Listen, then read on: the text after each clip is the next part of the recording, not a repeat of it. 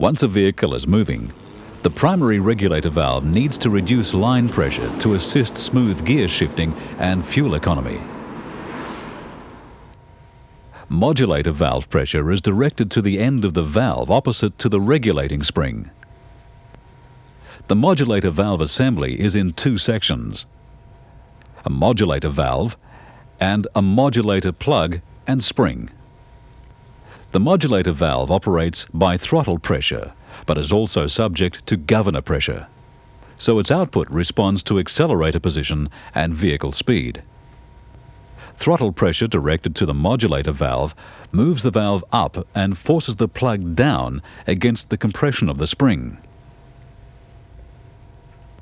Separating the valve from the plug re-regulates the throttle pressure to modulator pressure.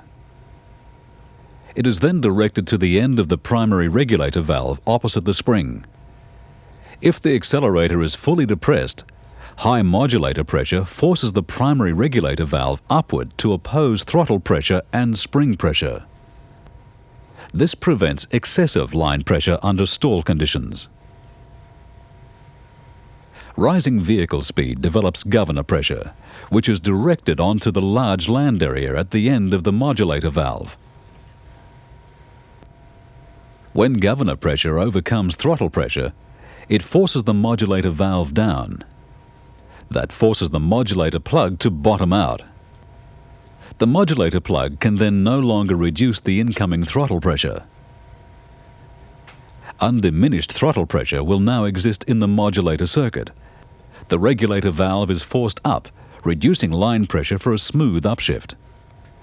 This reduction in line pressure is called the cutback point. Moving the modulator valve down allows throttle pressure to pass between the modulator valve lands. This passes into a circuit, returning to the smallest reaction area at the end of the throttle valve. This pressure acting through the orifice in the circuit helps move the throttle valve to the left against its regulating spring. This reduces the initial throttle valve pressure established in the throttle pressure circuit, and in turn further reduces line pressure.